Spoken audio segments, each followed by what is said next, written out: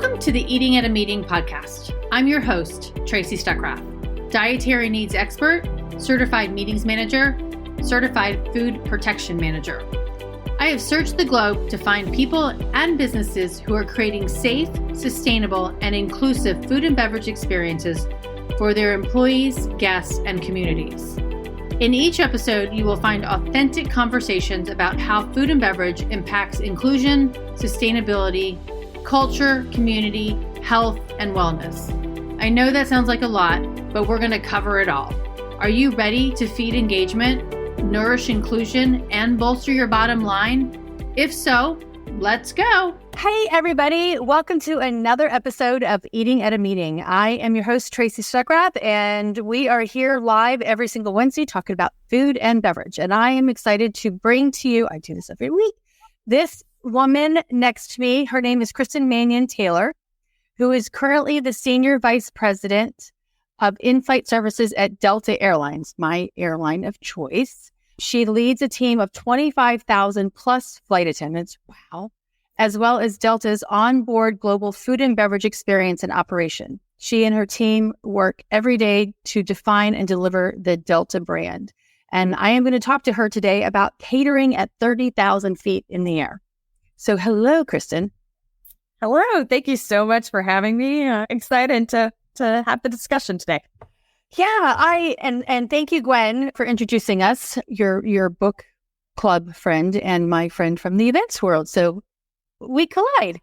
So a couple of months ago, I reached out because a couple of months ago, Delta announced that you were refreshing the food and beverage experience on board for 2023. And I was really impressed by the fact that you were adding vegan options and plant-based vegan options, and you were adding espresso and all these other things. So can you talk about why you were doing that refresh? Is this something that you do every single year? Yeah, so we are constantly refreshing our menus. I think now is a really unique point in time because we're coming out of COVID recovery. So it was just about this time last year that we actually started putting food back on board planes. We had boxed meals, put traditional tray service in our first class cabins, multi-step service in our international premium cabins was just starting to come back. It gave us an opportunity for us to look and see what are our customers asking for, what would they appreciate and enjoy, and what did we want to do in this this moment when we are starting to reintroduce food service. And our customer mix has changed through COVID. We've really seen a lot more what we call our high value leisure customers. These are folks who traditionally in our premium cabins, so our Delta One cabin or Delta Premium Select cabin or domestic first class, traditionally you would see a lot of corporate sales customers, not for business, consultants, bankers, manufacturing, etc. And those folks are still there, but that business isn't fully recovered. But our premium cabins are full. And so what's happening is customers have been cooped up for 3 years. They're ready to have experiences. They're ready to get traveling for their vacations. And so they're willing to invest a little bit more in premium cabins since high value leisure customers are getting on board and flying with us. And as our population changes, we've asked them, what's of interest to you? What do you want? And that's what we heard was more plant-based options, more choice, more personalization, more small businesses, more diverse businesses. And so those are the types of products we're introducing. Awesome. And I mean, I was impressed and I know I have a picture somewhere on my phone of the box meals during COVID, because I flew a couple of times during that time frame. And I did like the box meals, and I liked, and this is coming from a person who talks about food and beverage and has food allergies, but the box meals, they had the prepackaged foods in there that had the full labels in them. And I really appreciated that because you also had introduced some things that were vegan, some things that were gluten-free in there. And the little blue bars that say no, just eggs, RX bars. You had mini RX bars in there. And so how do you decide what's going on onto the first class premium seat food and beverage menus, as well as what's going into the back? And just touching on the allergens a little bit too, is that I know you removed peanut. You removed peanut. You had peanuts. You removed peanuts. You put peanuts back on, and you removed them again. So how do you make those decisions on what's going on the cart as well as in the premium section?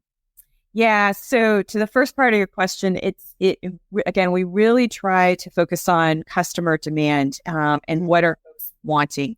So what you'll tend to see from us when we get into onboard, the offering on board for, again, domestic first class or Delta One, you'll tend to see really comfort foods, recognizable foods. So your short ribs, your pastas for our vegetarian customers, chicken dishes that people really recognize. Where we're offering some more unique options that maybe folks hadn't seen before is in what we call pre-select. So prior to your travel, we'll send you an email and you have the opportunity to tell us what it is you would like to have on board. And our menu selection is much wider on pre-select. So that gives us indications about what people are interested in, and we learn from that, and that helps us in our next menu cycle, refresh and update that. But that really is a big part of what goes into what we select. The other thing is we have a whole menu development and design team building for the scale that we're at. 60 million meals a year, 160,000 a day that we produce. So for the scale we're producing, we have 130 kitchens around the world. So wow, that's a part of our scale as well. We have multiple catering providers who support us in those kitchens. And when you get into the air, your taste buds change. It's really interesting, but it kind of dulls your taste buds a bit. So we have to plan for a very different flavor profile and menu profile than what you'd be used to on the ground. Well, and I was listening, and I'm going to post the video from the Wall Street Journal that you guys just had. They came to visit you in one of the kitchens. But one of the videos I was watching is that like lettuces don't do well, but cucumbers and tomatoes do because they maintain the moisture. But then you do have to add more salt. Is that right? Well, traditionally, that's what airlines have done is they've added more salt to give it more of that flavor. What we've tried to do is expand out of that and leverage maybe more sauces, more relishes, more spices that'll make it more interesting. And again, give it that same flavor profile you're used to getting on the ground, which is a little bit more challenging once you get in the air. So what is that? I mean, 60 million meals. And you said how many a day? 160,000 a day. 160,000 a day, which my gosh, I mean, that's much bigger than my catering functions in a convention center. So, and it was interesting because when we were chatting before, you're like, you wouldn't think that the airlines were in the food and beverage industry, but you are. I mean, you've got your sky clubs, you've got your flights, but the logistics of getting the food from that kitchen to the plane and then the flight attendants serving those. Can you share a little bit about what that whole process is? And because I want to talk too, you can touch on as well, the farm to table aspect, because you are using a lot of local producers. Yeah, absolutely. So you're right. There's the menu design and development, again, which we just discussed and is super unique for the industry. So we have to be sure that we can purchase those ingredients at the scale that we need. So one of the ways to your last question around farm to table that we're addressing that is we're okay with having some variation. We're okay in Atlanta having a unique menu for Atlanta with locally sourced goods and providers and products on board, which is different than maybe what we're doing in San Francisco with, say, John and Vinny, who's one of our providers there. Here in Atlanta, it's the Mashama Bailey menu, acclaimed chef of the Gray. Here, we've got Union Square Hospitality Group that we leverage in New York, et cetera. So we do have people we partner with and local providers. It helps supplement our menus, and we really feel like that's important on our sustainability efforts, supporting small businesses, supporting diverse suppliers, and giving our customers things that they recognize and from their local towns. So that's the menu design and development part of it. Yeah, and then we have to source all that product. We have to get it into warehouses in real time. We then have to get it out to these 130 kitchens and make sure that in those kitchens, it has to go into carts and is provisioned appropriately so that then it gets on a truck, goes out to the aircraft, gets loaded into the galleys of those aircraft. And we have to make sure everything's there for the flight attendant, because you can't get 35,000 feet in the air and realize you don't have 3 of the meals that you needed. So we have handoffs and checks that go on between our flight attendants and our caterers to make sure that we've got everything we need. Of course there are misses and we don't always get it right, but we work really hard to make sure there's no missing items on board. So just for an example, an A350, which is our biggest kind of international plane, flies to Europe or to the Pacific, it can take as many as 135 carts and carriers on that aircraft that have to be appropriately provisioned to make sure we're delivering the service we need for everybody on board. So, all right, now are all of those 130 carts upstairs with us in the galleys that we see? They are not like below and brought up in an elevator or anything like that. It used to be. There's certain aircraft types like L10, 11s and others that used to have those, and 747s that had that type. But no, everything's on in the galley at the same level that our customers are flying. So yeah. And that just reminded me, because you thinking about planes and thinking about our baggage and the weights and things. Oh, we don't have enough cargo room for your bag. But in one of the videos I saw, if everything is weighed. Absolutely. Because those meals have to be a certain weight to meet the standard to get into that tray. That is correct. And we need to know how much weight is on an aircraft, because that's how we plan for fuel, right? That's how we plan for how much fuel we need to have on board in order to get from point A to point B and have buffers in place. So everything that's in the belly of the plane, cargo-wise, we estimate passengers, baggage weight, but we know how much all of our aircraft with the seats and the product and the galleys, how much all of that weighs. But yeah, there's certainly a lot of science and engineering that goes on behind the scenes to make sure that everything is safe, clean operation. And it's funny because the scale that you used in one of the videos is the one that I use at home too. So to weigh the food. Okay, so I want to talk about allergens a little bit too. And being a person who's been upgraded to, I usually don't buy my first class ticket. I wait to get upgraded. But, that it's a little bit challenging, but I just want to talk through how you all work through this. There's a whole bunch of people with food allergies like that. And that would be really hard, especially 30,000 feet, to make sure that's all planned out. But are the menus designed thinking about allergens first and foremost, the ones that are up, the premium ones? And then, and I shared with you this last week, is that when I do get upgraded, I don't necessarily have the time to be able to pick my meal, like you mentioned, because it is that last minute.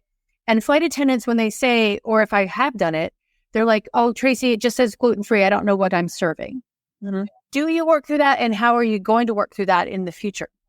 Yeah, no, great question. So I think, sorry, you asked me earlier and I got off on a different tangent. No, you're good. It's to the box meals. You're right.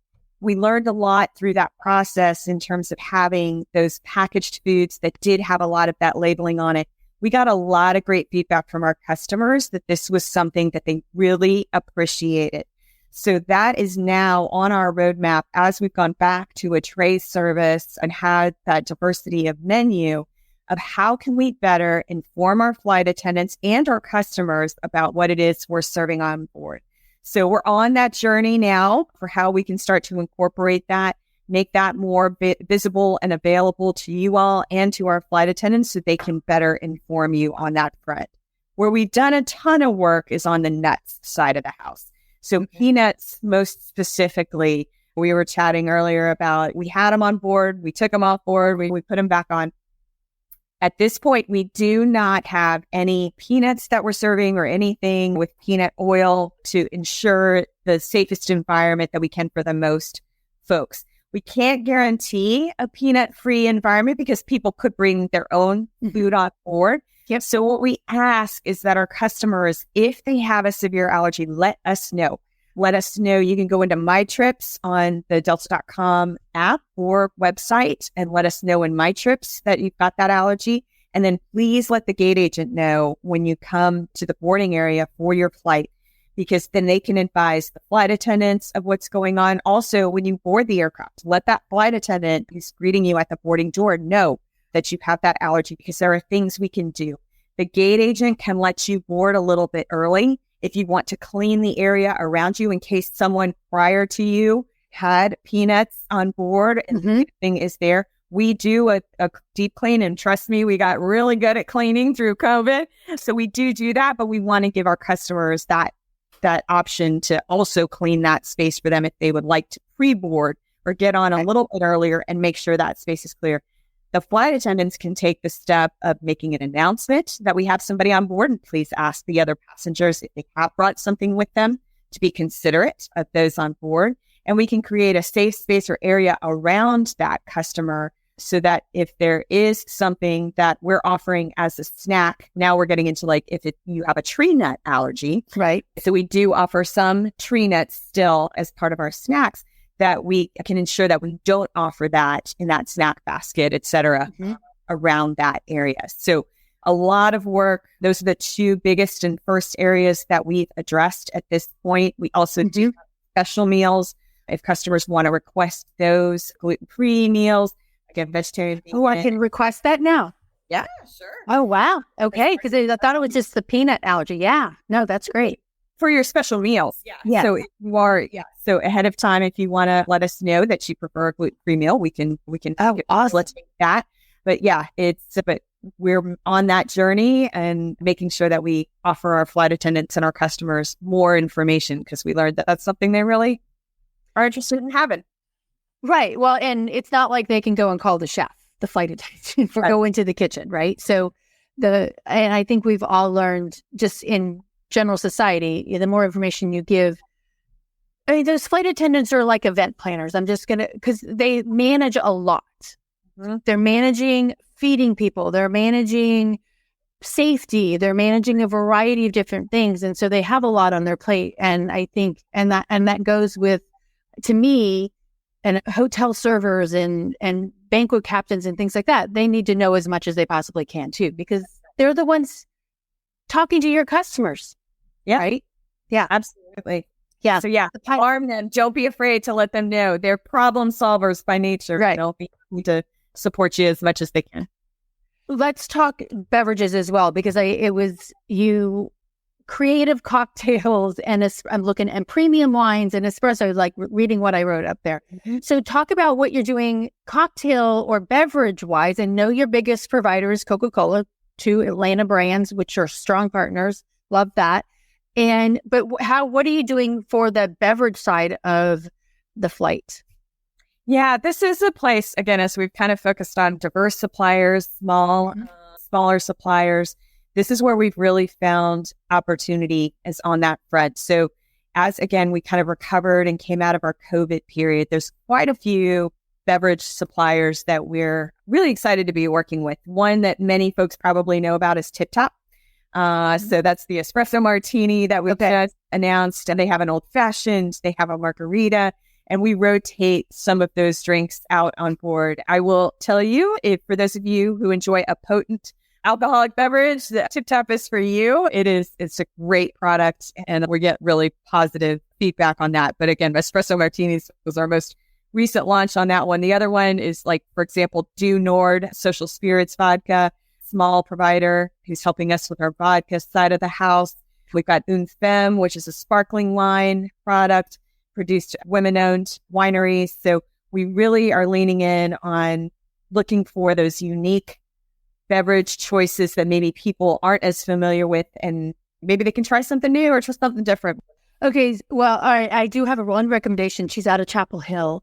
It's Conniption Gin.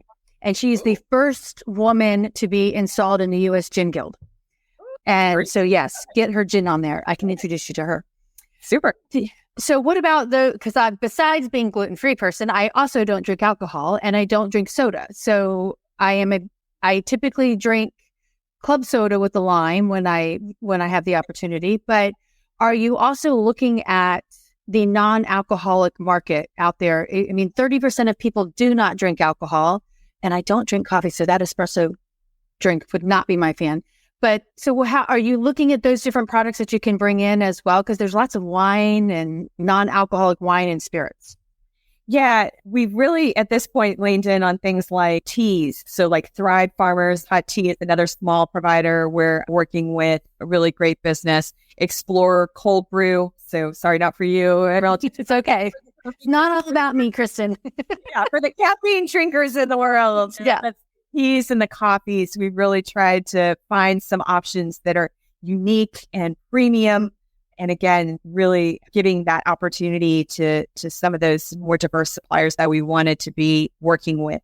When it comes to non-alcoholic beverages and associated with that, that's on our roadmap as well. That's still work that we're doing, identifying some of those key suppliers and where is that opportunity and what do customers really want the most in that space. So more to come on that front, because you're right, our customer profile is changing a bit. They're asking for those types of options. And so that's on our roadmap too.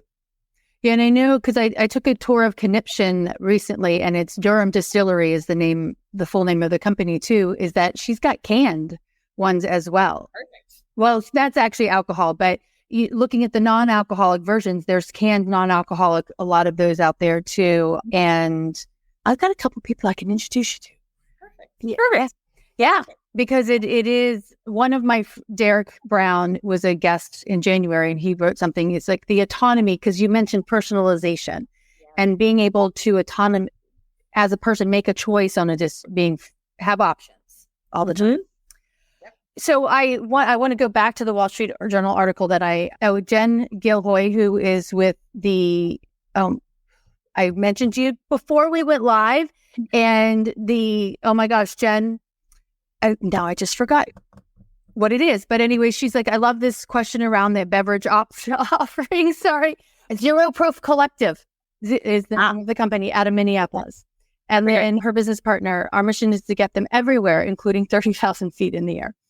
And so, and actually Lynn Wellis commented too that this is a fantastic content. She teaches hospitality and event planning. So it's really important because event planners buy tickets for a lot of their customers, their event attendees, right? So understanding what the options are for them to purchase or make the choices for their customers is also a good thing too. But I want to go back to that Wall Street Journal article or video, I think I should say, because you're using a lot of technology, which I thought was really cool. Everybody watch that video. Robots are putting the things on the trays. Yes. And how has that streamlined that entire process for you?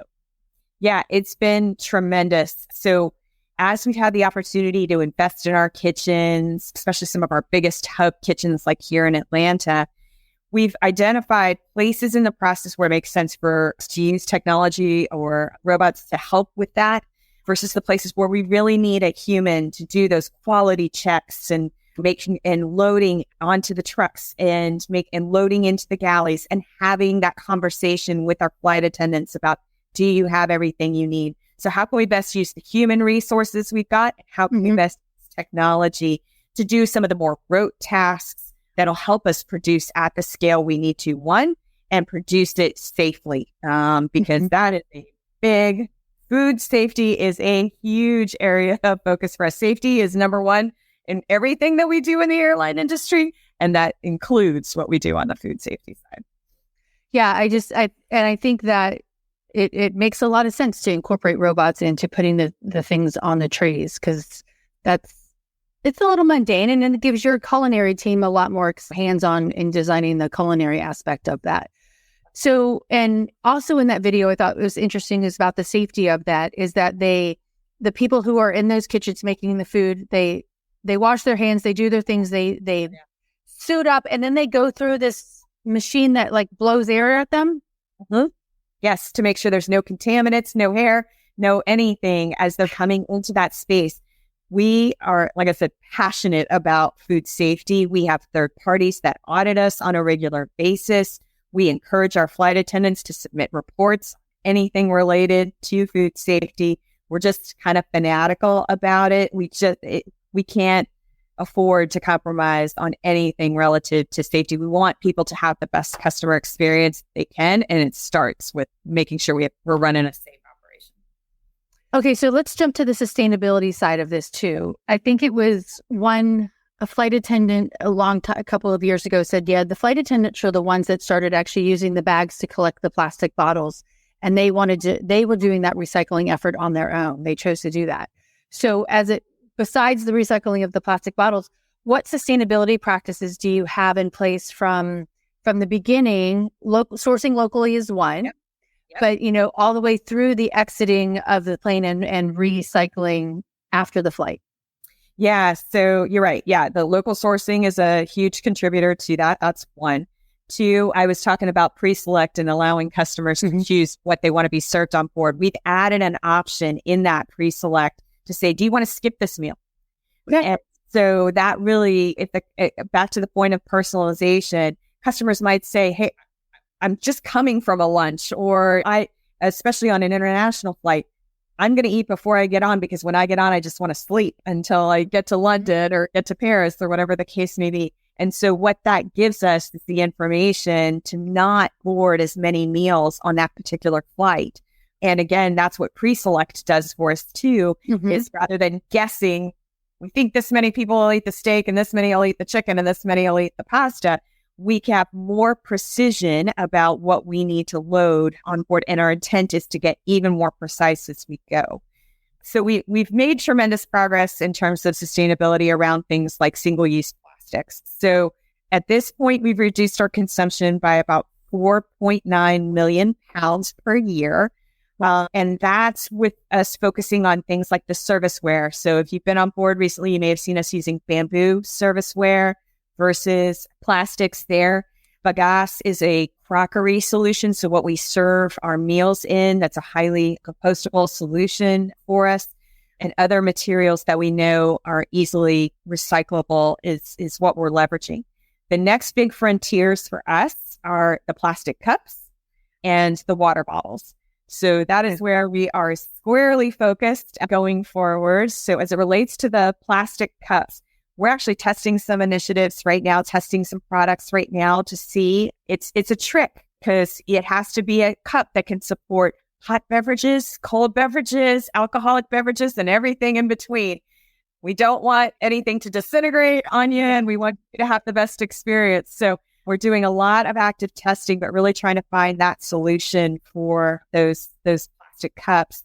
In the meantime, and for the water bottles as well, and exploring a lot of different solutions on the water bottle front. In the meantime, we are, again, through COVID, a lot of our recycling programs really had to be put to bed for a period of time. So we're waking a lot of that back up in terms of getting that recycling done on board, making sure that when it's in the kitchens, that we're separating it and ensuring that we're recycling in those kitchens as best we can. And then we're partnering with the airports, because they handle a portion of the recycling as well, to make sure that they're standing their recycling programs back up, and that we can not contribute and move forward with our sustainability efforts in partnership with them. Well, and that's got to be very hard with all of the various places that you travel, right? And even within the United States, I mean, recycling is different levels in every different city, right? What the cities do. And then when you're going to some remote place in Asia or in Africa, or however they recycle or do, I mean, that's got to be a challenge. Do you bring that stuff back with you, or is it? Sometimes it depends. It's hard in a market like a larger market like that, when we're going to Asia, because we need the space to load everything back up for the next flight out. But there are some times where we do need to round trip things, so we make sure that it's disposed of properly and meets the needs relative to that. You were asking about technology earlier. We've just started using some technology to help us understand consumption. So as things are kind of coming off that aircraft, we've got this kind of computer visioning tool that we're using to measure consumption, so that we can start to reduce food waste on board and see if we can't. That reduces, we were talking earlier about weight on the plane. So again, the less we're loading, the less waste we have, The lighter we fly, the less fuel we got to burn for that is all important. But yeah, those aluminums, we're recycling plastic, we're recycling cardboard, and food are the big areas in our kitchens. Well, and I love the fact that you're monitoring the consumption, right? Because I tell that to meeting planners as well. I'm like, why are you continuing to order croissants or bagels when your attendees don't eat them, right? So buy them something different, or even all those muffins and those carbs in the morning. If they're not eating them, then why are you spending your money on them? That's right. And two, wasting that food. So I love the fact that you're paying attention to what's not being consumed on the flights. Kate with the Zero Proof Collective has another question. For non-alcoholic beer, wine, and other, if you're going to add those to your menus, do they all need to be in individual bottles or cans, or is it better to have them? How do you decide on whether big bottles or the little cans? Yeah. And so typically leveraging right now for a lot of our beverage offerings, again, through COVID, a little bit larger. I'll tell you, it does not work well. It leaks. It causes a lot. It's hard for the flight attendants. It's hard for the kitchens to take that back. It results in a lot of waste. So cans are preferable at this point. I will tell you, we're looking at technologies to say, how do we even get out of the can business and start looking at things that are similar to like a soda cart or soda fountain type usage. So wow, that would be out of on the sustainability front. Is there some way, I was talking about water bottles earlier, do customers start bringing their own on board and just provide the bevy machine or the place for them to get that fresh water or other selection of beverages on board? So quite a few things that we're looking at, but in the near term, yeah, individual cans or smaller cans. Okay, I can't wait to see. I have a picture of my grandparents on a flight coming to see me when I was a baby in Hawaii. So I was like 2. So this is 1970. And they're it's a picture of them smoking for one, and 2, getting their beverages. But I'm like, now to see a beverage cart coming down, hey, let's tap that beer, or do you want something from a keg instead of that can? Oh my gosh. Full circle, right? You never know. That's so fun. So what does, there's a lot that you go into with planning food and beverage, 60 million meals a year, and actually I'm thinking of going to the Far East location, right? Or to India and coming back. When you're coming back from India, are those flights or those food choices really Indian based, or are they US based with some Indian flair? No, you're right. We do try to do something that reflects the place you just came from. Okay. So if you're coming out of Paris, so for example, on London, we just introduced a tea service mid-flight, just with a little tea, little biscuits, something to give a nod to the place that you just came from. When we're coming out of Korea or out of Japan, we have a broad offering of Korean meals, Japanese meals, to acknowledge, one, the passenger mix we have on board, who may very well desire and want that type of product and menu. Also, it's going to be incredibly fresh and easy to source and locally sourced, because if you're a Japanese kitchen or a Korean kitchen, you're used to making those types of meals, and they're going to be high quality and fresh and premium for us. So yeah, we do try to mix it up a little bit and give a nod to the place they just came from or are going to, where they're coming from. Yeah. Mm-hmm. Yeah. Well, and there's a planner that commented the other day in a group. She's like, hey, I've got a large contingency coming from Asia for this meeting here in the States. What should I be serving for breakfast? Right. And really thinking about what's on that. When you go to a restaurant or hotel in Japan, what do they have on their menus? Right. They've got a full gamut of American, Asian to meet those different things. So I like that. Right. Yeah. Or like Tel Aviv, we just started Atlanta Tel Aviv service. We have a significant number of kosher meals that we are sure that we board for that particular market set. So we try to be very specific and culturally sensitive to each of the individual markets that we're flying to. Well, that reminds me of a guy who I sat next to from Italy back to Atlanta years ago. And he always orders the kosher meal because he says it's going to be fresher. he's not kosher. He's not Jewish. He just chose to do that. And he's like, and I always get it first before everybody else. And I was looking at it. I'm like, oh, I can't eat that because it's got my allergens in it, which is fine. But I thought that was interesting as well. So do you have a lot of kosher requests on the planes? We do. But again, and there's specific markets where we see an even increased number. Of course, Tel Aviv, and there's some other key markets. But yeah, kosher meals, halal meals, all of that is available. We try to take into consideration allergens, religious beliefs, and food sensitivities, and everything in between, and preferences. Yeah.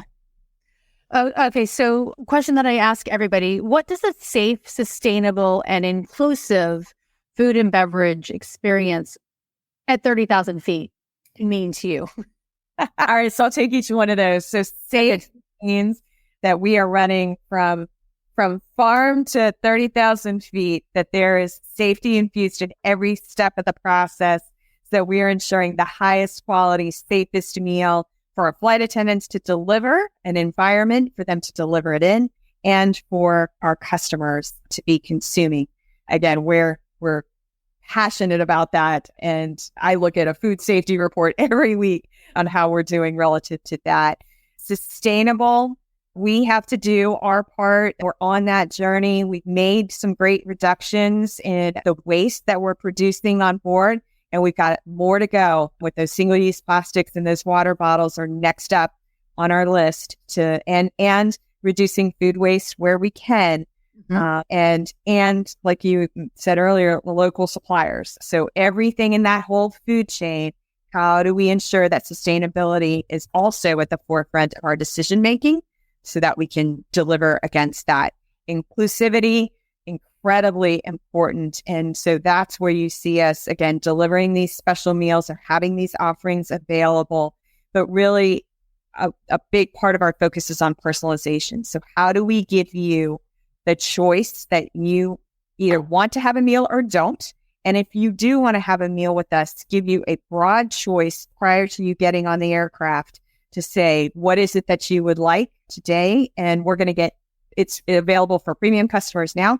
Our intent is to continue to roll that out more broadly. So it's for the whole aircraft, so that when you're on a service, say for international, where you get a first meal and a second service before you land, you can tell us you don't want that to be woken up for that second meal for breakfast because you want to get that extra hour of sleep before you land in Paris or Amsterdam, or that here's your choice for what you would like to have, again, so we don't board something that you're not going to consume. Yeah. So a lot of accomplished, but I think a lot more to go in the journey. They brought up a couple of different questions because I just think it's intriguing. But I'm going to bring up one from Kate here. She asked, does the percentage of people, based on what you're doing, the research that you're doing now, does it fluctuate by where the destination is or you're leaving, or is it consistent? That's a really good question, Kate. Yeah, it's a great question. So what we see, for example, is, let's take our Latin America flights. So down to Brazil or to Santiago, for example, those flights typically leave at night and come back at night. So they're true red eyes where you're really sleeping on the plane both ways. For those types of flights, we see very consistent consumer behavior and wants relative to, don't feed me. I'm going to eat before I get on because I want to sleep on board. There's no time change that we're contending with. The time zones are relatively the same. And so that has a very different customer profile and need versus when you go to, say, like a UK to London type of flight, depending on when in the day people are departing, that is also very consistent. So if they're leaving a little bit earlier, they want to have the full meal service, and then they do not want to be woken up because they at the end of their flight, because it's very early in the morning to their body clock. They're US citizen going to London. But somebody who's from London may very well say that they want to be woken up for that meal service. But traditionally, what we find is each flight, based on the timing and how long it is, as most especially for international, has a lot of consistency in it. The routes themselves, whether you're going to Rio versus London Heathrow, that's going to have a very different profile That's so interesting. All the data that you have to analyze is just, my nephew needs to come work for you. That's what he's studying, or that's what he does. But I mean, that's just amazing. And looking at that data and understanding it helps you be a better business. That's right. That's right. Better serve our customers and back to it better, ultimately more sustainable. Because again, in a world where we didn't have that data or information, we just board it. We're like, we'll do about 40% steak, 40% chicken. And the flight attendant tells you, oh, I'm sorry, I'm out of the chicken. Exactly. Yeah. And that's just, we have the opportunity to be smarter and more efficient and more effective for everybody going forward. All right, I have two final questions. One is about staffing. Sure. The food service industry has been hit hard, and we've determined that you are in the food service industry, not just flight attendants, but your back of the house, your kitchen staff. Have you been hit hard by the same thing that the restaurants have been hit hard with? Absolutely. So in our catering kitchen, that's where we struggled the most to support staffing. We saw really high turnover, really struggled with retention as we came through kind of COVID recovery. I would say now we're seeing it stabilize quite a bit.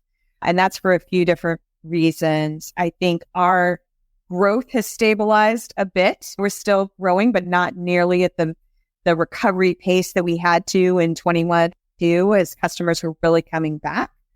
And I think also as we've gotten back into normal processes and we've got really, because it's also a manufacturing mindset, right? In our kitchen, we're lean process. How do we flow the kitchen to make it make sense? As we've really honed those processes, and so people understand what it is they're coming in to do every day and how that process should work, we've seen satisfaction with the role go up and retention rates remain high versus where we were seeing a lot of turnover previously. So certainly a struggle for the last couple of years, but we'll really not moderate this year. Good. That's awesome. And then I'm just curious, this popped up when you were talking about the safety aspect and coordinating, again, going back to that Wall Street video, is like, how do you separate the meals that have the allergens and don't have the allergens, or are they in separate carts? Do you have different kinds of labels on them?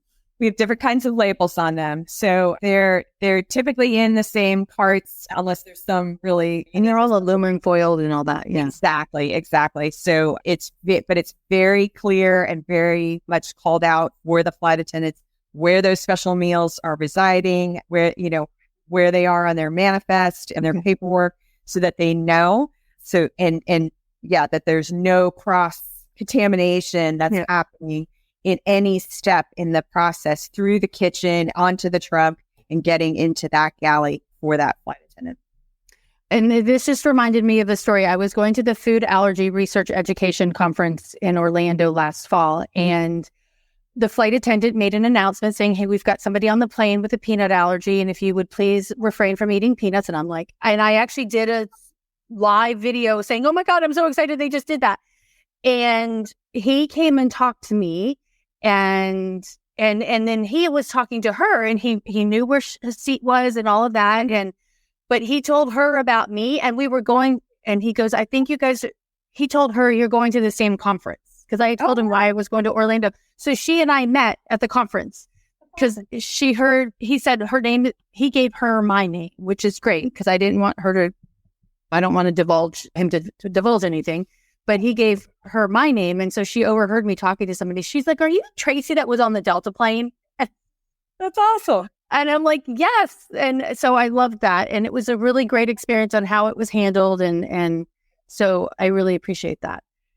And one final question that I did, so I'm lying, but what's the one final thing that you want customers to know about catering 60,000 meals at 35,000 feet?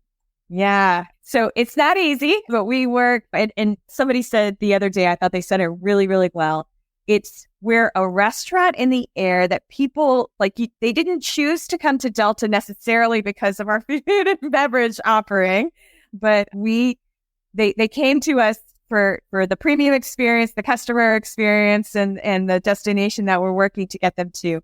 But we take the job seriously in terms of delivering a moment that delights as you receive that meal, that beverage, giving you the opportunity to try something maybe that you hadn't had the chance to try before, and do it in a way that is all the things I love that, the safe, the sustainable, and inclusive. Those are absolutely our goals and values that we're trying to deliver against. Awesome. And how many people do you have in the kitchen doing that? Oh, gosh, I should know that number off the top of my head. I do not. With 130 kitchens. It's thousands, for sure. Well, Kristen, I'm Delta employees and some are. Okay, that's true. Yep, because you work with a lot of catering partners. So, well, thank you so much. I really appreciate you taking the time to talk to me, and I really appreciate you taking the steps to create more safe, sustainable, and inclusive options in the food and the beverage that's on board. So you will continue to be my favorite airline. But I haven't flown anything in anybody else in 25 years, so I really don't have anybody to compare it to, but I will stick with it. Thank you for that. We appreciate it. And thank you for the opportunity. I learned some things too, and great to hear y'all's feedback and questions. And so I appreciate the time. Thank you. And what's the best way to get in touch with, is it through ordering on the plane, or asking about preferences when they're flying with Delta? So if they want us to take advantage of pre-select, as long as you were signed up for the SkyMiles program and we know your email address, we will get an email to you prior to your flight to ask you what you would like. So please sign up for SkyMiles and give us your email address, and we'll make sure to get that to you. And then if you do have food sensitivities or allergens, just don't be afraid to let us know. Put something in your profile. If you're talking to a reservation specialist, let them know. If you're talking with your gate agent, let them know. Or let that flight leader, when you board that aircraft, or that purser, know what's going on so that we can best support you. And I love the pursers that I've had. And just on that note of the SkyMiles, if you are SkyMiles, you can actually get free Wi-Fi on the planes as well. Yes. So, yes. So actually don't sign up so that I get all the bandwidth. No, but I like that when I'm booking a flight the other day, it said this is one, and I know you're rolling it out to all of the flights, but all the planes, but yeah, you can pick that right now too. So I appreciate it. Yeah, no, thanks for that. Yeah. You're welcome. All right. Well, everyone, stay safe and eat well. I will be back next week. I'm talking to Courtney and Lauren about sustainable food and beverage, following up from their site global conference presentation. And then May kicks off Food Allergy Awareness Month. And Celiac Disease Awareness Month. So we'll be doing a lot on those there. So until next time, stay safe and eat well. Thank you. Thanks for listening to the Eating at a Meeting podcast, where every meal matters. I'm Tracy Stuckrath, your food and beverage inclusion expert. Call me and let's get started right now on creating safe and inclusive food and beverage experiences for your customers, your employees, and your communities. Share the podcast with your friends and colleagues at our Eating at a Meeting Facebook page and on all podcast platforms. To learn more about me and receive valuable information, go to tracystuckrath.com. And if you'd like more information on how to feed engagement, nourish inclusion, and bolster your bottom line, then visit eatingatameeting.com.